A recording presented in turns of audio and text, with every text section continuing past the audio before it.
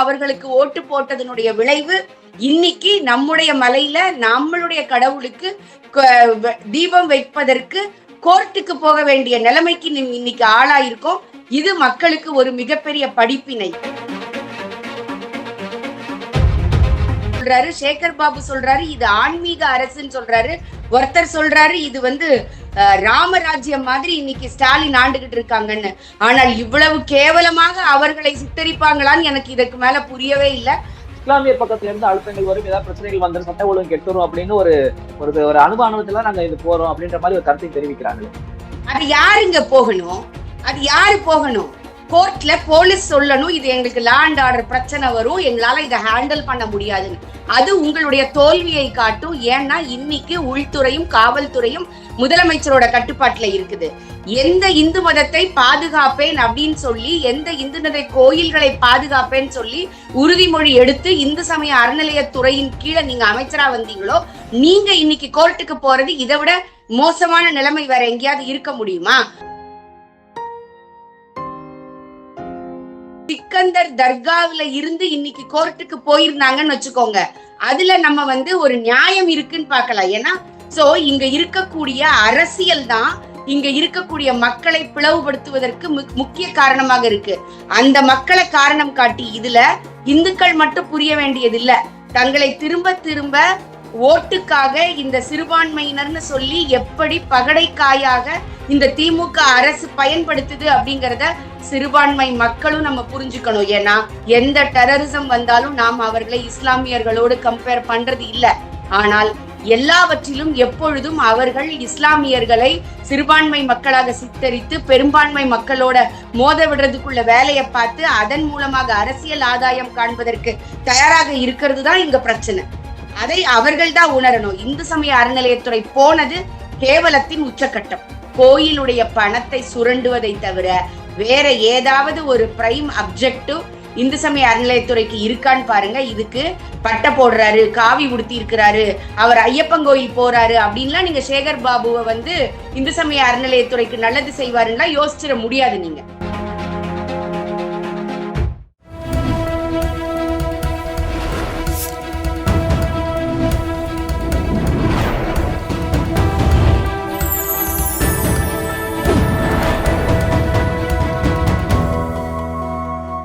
Channel 5 Tamil நேயர்களுக்கு வணக்கம். இந்த நேர்காணலில் நம்மோடு இணைந்திருப்பவர் தமிழக பாஜகவின் பொருளாதார பிரிவு மாநில அமைப்பாளர் டாக்டர் காயத்ரி அவர்கள். வாருங்கள், அவரோடு பேசுவோம். வணக்கம் மேடம். வணக்கம்.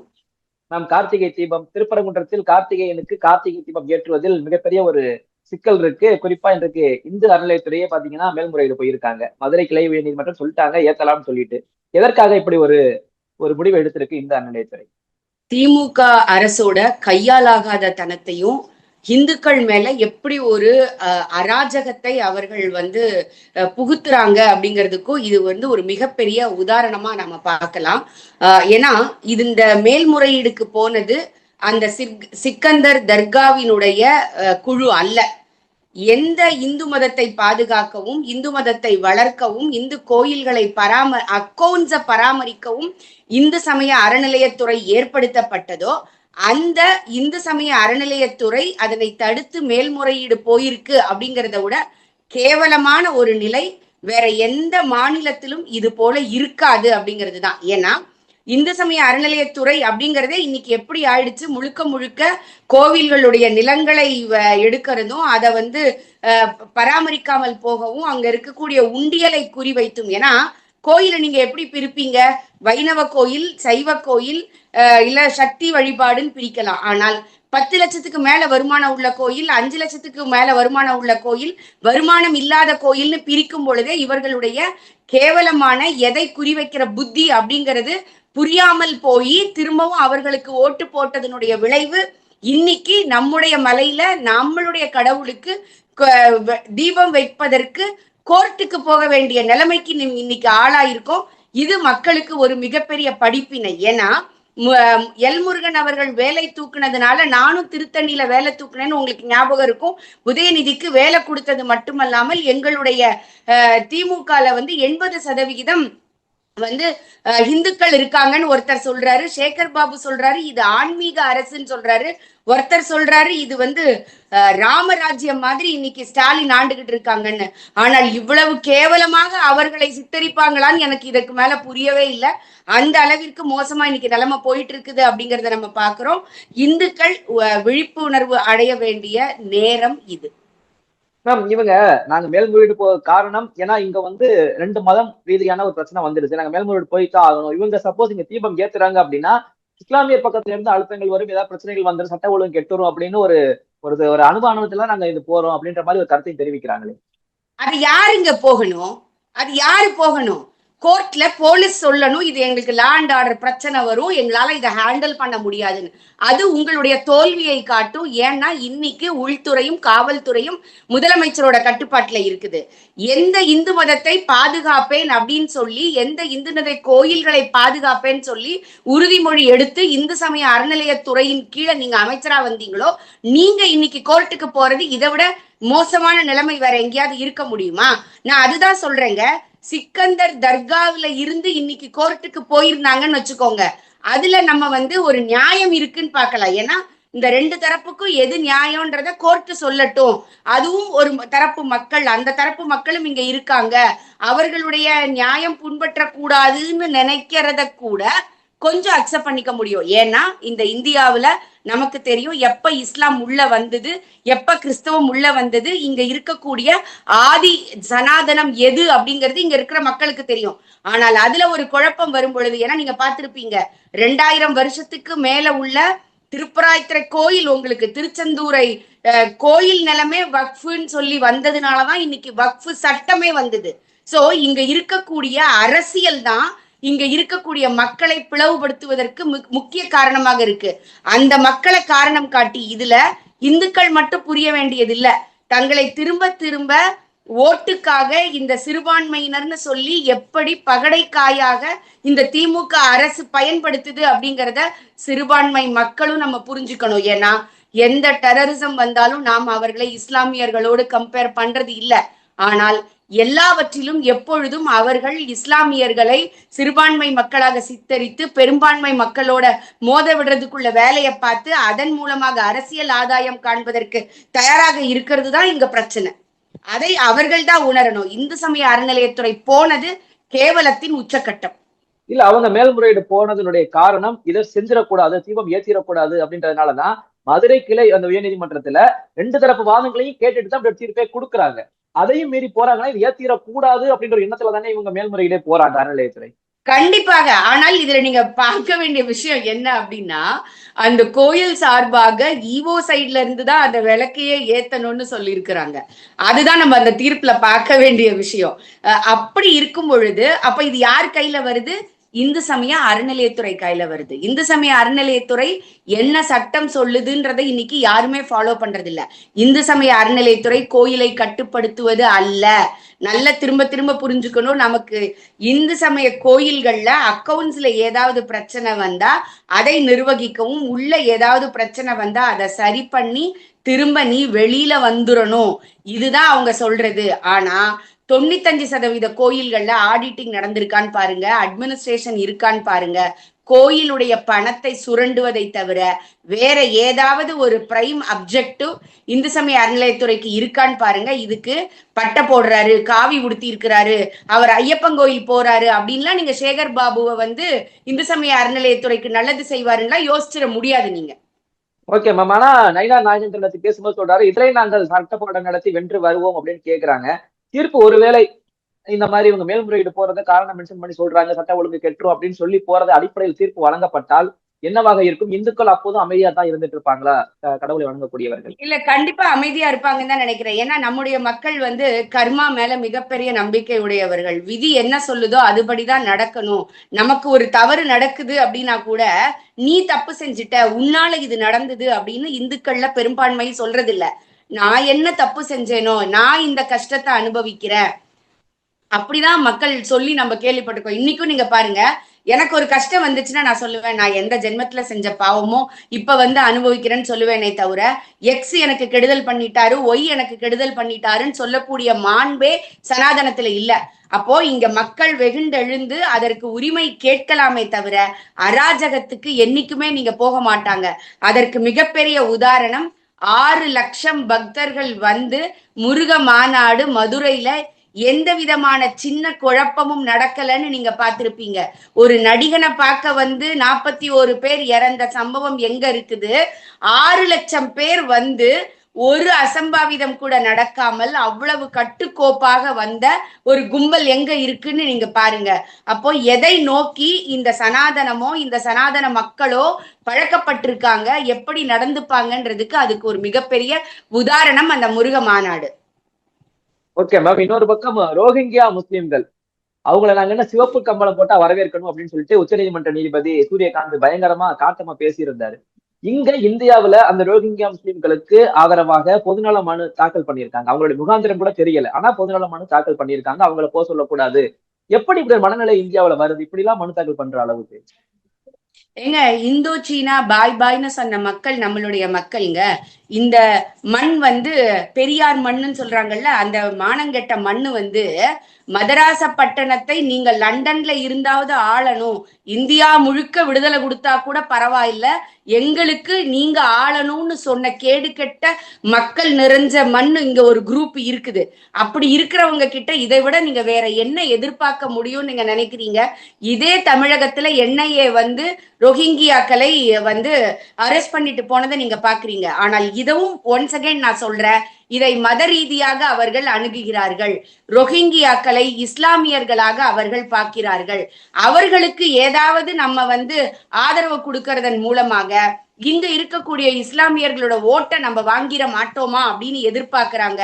ஆனால் இங்க இருக்கக்கூடிய சாதாரண இஸ்லாமியர்கள் நம்முடைய சகோதரர்கள், அவர்களுக்கு அது புரியும். உலகத்திலேயே இஸ்லாமியர்கள் சேஃபா இருக்கக்கூடிய நாடு ஆப்கானிஸ்தானோ பங்களாதேஷோ பாகிஸ்தானோ அல்ல, பாரதம் அப்படிங்கிறது அவங்களுக்கு நல்லாவே புரியும். ஏன்னா இந்த ரோஹிங்கியாக்கள் என்னெல்லாம் அட்டூழியம் வெஸ்ட் பெங்கால்ல செஞ்சுக்கிட்டு இருக்கிறாங்க. அநியாயமாக வந்து ஆதார் கார்டை வந்து போலியாக வாங்கி ஓட்டுரிமை வைக்கிற வரைக்கும் இன்னைக்கு வெஸ்ட் பெங்கால்ல மம்தா பானர்ஜி அந்த பதவியினுடைய ஆசையினுடைய உச்சத்துல இந்த நாட்டுக்கு வரக்கூடிய தீங்க கூட கவலைப்படாம செஞ்சுக்கிட்டு இருக்காங்க அப்படிங்கிறத நாம பார்க்கணும்.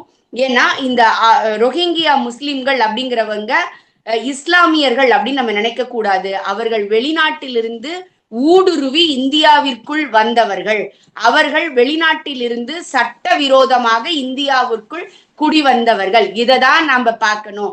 இப்படி ஒரு பிரிச்சு பார்க்கிற தன்மை இருந்துச்சுன்னா அங்க பிரச்சனையே வராது. ஆனால் அரசியல்வாதிகள் அவர்களுடைய கேவலமான அரசியலுக்கு அவர்களை இஸ்லாமியர் நீங்க பார்த்திருப்பீங்க, பாலஸ்தீனத்துக்கு ஆதரவு அப்படின்னு நீங்க போடுவாங்க. ஆனால் இங்க இருக்கிற 26 பேர் இறந்து போனப்போ இவங்க எல்லாம் எங்க போனாங்கன்னு நமக்கு தெரியல. அடுத்தடுத்து ஒரு அநியாயங்கள் நடக்கும் போது என்ன பண்ணாங்கன்னு நமக்கு தெரியல. ஒரு குண்டு வெடிப்பு நடந்த பொழுது கூட அவ்வளவு கேவலமா சொல்றாங்க, பீகார் எலெக்ஷன் வந்ததுனால இது நடந்ததுன்னு சொல்லிட்டு.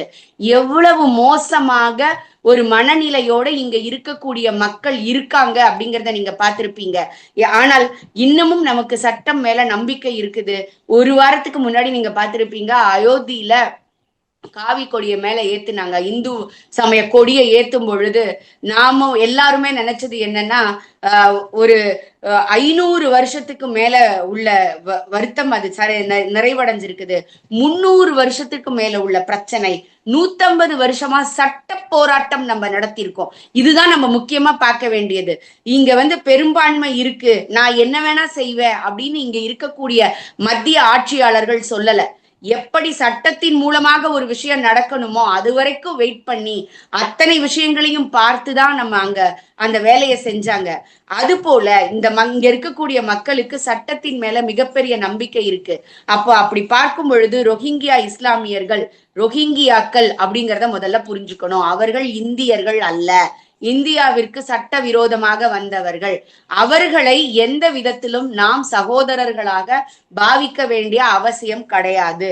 அவர்கள் ஊடுருவல்காரர்கள். ஊடுருவல்காரர்களுக்கு சட்டத்தின் மூலமாக என்ன தண்டனை வழங்கணுமோ அதை தான் வழங்கணும். அப்ப நான் சொல்றேன், யாரு இந்த பொதுநல வழக்கு போட்டாங்களோ அந்த பொதுநல வழக்கு போட்டவங்களை நம்ம என்னையே விசாரிக்கணும். அவர்களுக்கு பின்னாடி என்னெல்லாம் இருக்குன்னு. எப்படி வந்து அல்ஃபதா யூனிவர்சிட்டிக்குல வந்து ஒரு டாக்டருக்கு படிச்சவங்க ஒரு மிகப்பெரிய ஆயுதம் தாங்கிகளாக இல்ல ஒரு கம்யூனிகேஷனை வந்து டிரான்ஸ்பர் பண்றவங்களாக இவர்கள் இயக்கி வைக்க முடிஞ்சது அப்படின்னா அதற்கு பின்னால எவ்வளவு பெரிய டெரரிசம் இருக்கு அப்படிங்கறத நாம புரிஞ்சுக்கணும். இந்த இடத்துல அஜாக்கிரதையாக இருக்கக்கூடாது. ஆனால் எனக்கு இன்னும் நம்முடைய சகோதர இஸ்லாமியர்கள் மேல நம்பிக்கை இருக்கு. அவர்களுக்கு இங்க இருக்கக்கூடிய நாம் சகோதரர்கள் ரோஹிங்கியாக்களோ இல்ல ஆப்கானிஸ்டோ பாகிஸ்தானிஸோ அவர்களுடைய சகோதரர்கள் அல்லங்கிறது புரியும் அப்படிங்கறத நான் உணர்றேன். குறிப்பா நம்மளுடைய அரசு பாத்தீங்கன்னா அவங்களை வந்து சட்டவிரோத குடியேறிகள் அப்படின்னு வகைப்படுத்தி வச்சிருக்காங்க. இப்படி இருக்கும் பட்சத்துல இவங்க ஒரு பக்கம் பொதுநல மனு போட்டாலுமே ஐநாவுல நம்ம வந்து இந்த அகதிகள் பாதுகாப்புன்ற உடன்படிக்கை நம்ம கையெழுத்து போட கிடையாது. அப்ப எந்த அடிப்படையிலும் அவங்களை சேர்த்துக்கணும் அப்படின்னு ஒரு இதே ஒரு நமக்கு தீர்மானம் எந்த ஒரு அழுத்தமும் கிடையாது. இந்த பொதுநல மனு போட்டவங்க எத்தனையோ நம் நாட்டில் குழந்தைகள் ஏழை குழந்தைகள் இருக்காங்க, அவங்களுக்கான உணவு உறைவிடம் எல்லாம் வேணும், அதுக்காக போட்டிருக்கீங்களா? இப்படி இப்ப ரோஹிங்கியா முஸ்லிம்களுக்காக நீங்க போடுறீங்களேன்னு நீதிபதி கேட்டிருக்காரு சூரியகாந்த். அதற்குடைய பதில் என்னவாக இருக்குன்னு நினைக்கிறீங்க? அது அவங்க என்ன வேணா ரீசன் சொல்லுவாங்கங்க. நீங்க பாத்திருப்பீங்க சமீபத்துல வந்து இந்த நாய்களுக்கு கட்டுப்பாடு விதிக்கும் பொழுது யாரு ரோட்டுக்கு வந்து அழுதாங்கன்னு நீங்க பாத்தீங்கன்னா உங்களுக்கு தெரிஞ்சிருக்கும். ஒரு ப்ளூ கிராஸ் அப்படிங்கிற பேர்ல வந்து எல்லாம் பேசுவாங்க. ஆனால் அவர்கள் கார்ல போகக்கூடியவர்களாக இருப்பாங்க. நடு ரோட்ல ஒரு குழந்தைய கடிச்சு கொதரும் பொழுதோ வயசானவங்களை ஓடி ஓடி விரட்டும் பொழுதோ இவங்கெல்லாம் எங்க போனாங்கன்னு நமக்கு தெரியாது. இன்னைக்கு அவர்களை கூட அரசியல் லாபமும் அரசியல் பின்னணியும் கொண்டு நீங்க 2-3 நாளைக்கு முன்னாடி நீங்க பாத்திருப்பீங்க ஒரு நடிகை பொதுவெளியில அவ்வளவு பெரிய கூட்டம் போட்டு பேசுறாங்க. நாய்கள் கடிக்குதுங்கிறதுக்காக நீங்க அவங்களுக்கு எதிராக செயல்படுவீங்களான்னு, வேற எப்படி செயல்படணும்னு. அதே போலதான் நாட்டிற்கு எதிராக யார் உள்ள நுழைஞ்சாலும் அவர்களை எப்படி ட்ரீட் பண்ணணுமோ அப்படிதான் நம்ம ட்ரீட் பண்ண முடியும். அதே போலதான் இந்த சிஏஏக்கும் அவ்வளவு வந்து பொய்யான தகவல்களை பரப்பி ஷாஹின்பாக், சென்னையின் ஷாஹின்பாக், இங்க உள்ள ஷாஹின்பாக் அப்படின்லாம் எவ்வளவு பெரிய போராட்டத்தை நடத்தினாங்க. நீங்க உங்களுக்கு தெரிஞ்சிருக்கும். இது வந்து நமக்கு 3 வருஷத்துக்கு மேல ஆகுது. இதுவரைக்கும் இந்தியாவில் உள்ள ஏதாவது ஒரு இஸ்லாமிய சகோதரர்களுடைய குடியுரிமை எடுக்கப்பட்டிருக்கான்ட்டு. அப்ப இதுல இருந்து என்ன தெரியணும்? சிஏஏக்கும் இந்தியர்களுக்கும் எந்த சம்பந்தமுமே இல்லை. வெளிநாடுகளில் சிறுபான்மையினராக இருக்கக்கூடிய அகதிகள் உள்ள வருவதற்கு உள்ளதுங்கிறத எப்படி திரிச்சு இங்க இருக்கக்கூடிய இஸ்லாமியர்களுடைய குடியுரிமையை பறிப்பாங்கன்னு சொல்லுவாங்க. அப்படி முழுக்க முழுக்க கேவலமான அரசியலை நடத்திக்கிட்டு இருக்கக்கூடியவங்க தான் அவங்க. அதனால அவர்களுடைய சுய லாபத்திற்காக என்ன பொய் வேணா சொல்றதுக்கு தயாரா இருப்பாங்க. ஏன்னா முதலமைச்சரே பப்ளிக்கா பொய் சொல்லக்கூடிய நாடாக நம்முடைய மாநிலம் மாறி போச்சு அப்படிங்கிறத நீங்க பார்க்கணும். அவர் ஒரு 1 வீக்குக்கு முன்னாடி நினைக்கிறேன் அவர் ஒரு ட்வீட் போடுறாரு, வந்து அதிகம் காசு நம்மிடம் வாங்கு, தமிழக மக்களை நாமம் போடு அப்படிங்கிறது. அப்ப இது இந்து மத உணர்வுகளை வந்து புண்படுத்தக்கூடியதாக இல்லையா? நாமம் வந்து இந்து சமய மக்களுடைய மத நம்பிக்கை இல்லையா? அந்த மத நம்பிக்கையை நீங்க கேலிக்குரிய பொருளாக்கி நீங்க உங்களால போட முடியுது அப்படின்னா என்ன அர்த்தம்?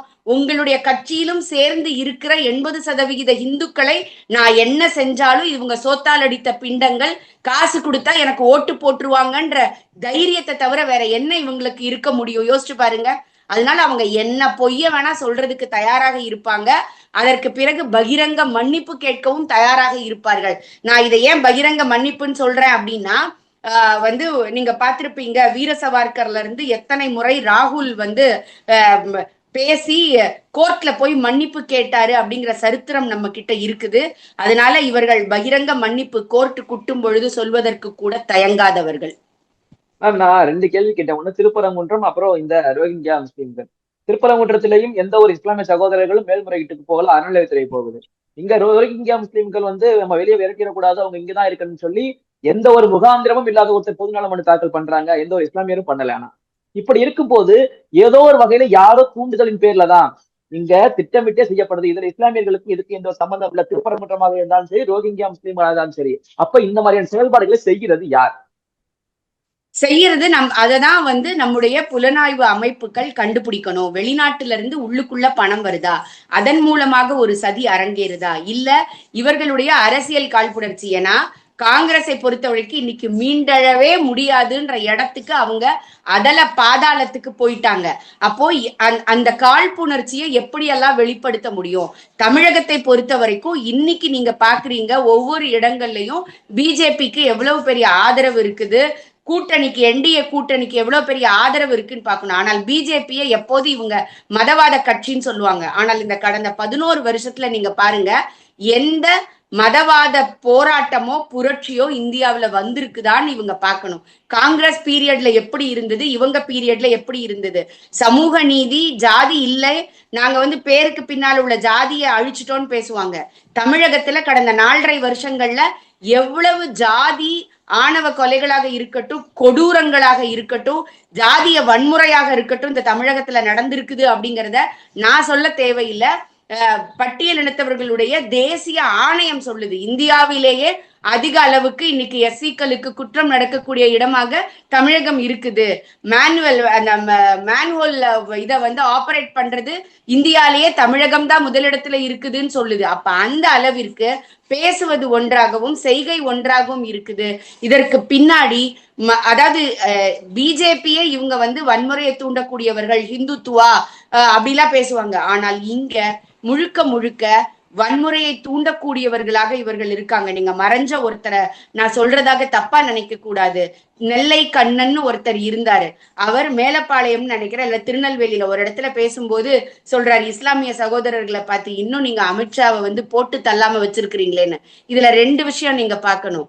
இஸ்லாமியர்கள் அப்படின்னா போட்டு தள்ளக்கூடியவர்கள்னு எவ்வளவு கேவலமான உனக்கு ஒரு மனப்பான்மை இருந்தது. அவர் அரசு செய்யப்பட்டார், உங்களுக்கு ஞாபகம் இருக்கும்னு நினைக்கிறேன். அப்போ இங்க இருக்கக்கூடிய மக்கள் நல்லவர்களாக இருந்தாலும் இங்க இருக்கக்கூடிய இஸ்லாமியர்களை நாமளும் அவங்களும் சகோதரர்களாக பார்த்தால் கூட இந்த அரசியல்வாதிகள் எப்படி இவர்களை துண்டாடி அதன் மூலமாக ஓட்டு வேட்டை நடத்துறது அப்படிங்கறதுலதான் குறிப்பா இருக்கிறாங்க. அதனாலதான் நீங்க ஏடிஎம்கேல ஒருத்தர் போகும்போது, ஒரு மஸ்ஜித்துக்கு போயிட்டு ஓட்டு கேட்க போகும்போது அந்த தெருக்குள்ளேயே வரவிடாம எதிர்கட்சிகள் செஞ்சுது அப்படிங்கறத நீங்க மறந்துடக்கூடாது. இதுதான் நாம வந்து நோட் பண்ணிட்டே இருக்கணும். இது கண்டிப்பாக புலனாய்வு துறையினரால் விசாரிக்கப்பட வேண்டிய ஒரு விஷயம். இதற்கு பின்னாடி யார் இருக்கிறாங்க? இங்க இருக்கக்கூடிய அரசியல் கட்சிகளா, இல்ல வெளியில இருக்கக்கூடிய சதியா, பணம் இதற்கு வந்து செலவழியப்படுகிறதா? ஏன்னா நீங்க வந்து 370 ஆப்ரகேட் பண்றதுக்கு முன்னாடியே நீங்க பார்த்திருப்பீங்க, டிமானிட்டைசேஷன் வந்த பிறகு ஸ்டோன் பெல்டிங் காஷ்மீர்ல அவ்வளவு தூரம் கம்மியாச்சு. அதற்கு பிறகுதான் நம்ம வந்து அங்க சட்டம் ஒழுங்கெல்லாம் சரி பண்ணி 370 கொண்டு வந்தோம். அது போல இங்க பின்னாடி யார் இருக்காங்கன்றத ஐடென்டிஃபை பண்ணாதான் வந்து இந்த மாதிரி உள்ள விஷயங்களுக்கு அவர்கள் செய்வதற்கோ பேசுவதற்கோ சொல்வதற்கோ தயங்குவார்கள். ஓகே மேம், எங்களுடைய பல்வேறு கேள்விகளுக்கு நேரத்தை ஒதுக்கி பதில் அமைக்க ரொம்ப நன்றி மேம். தொடர்ந்து பேசுவோம். வணக்கம்.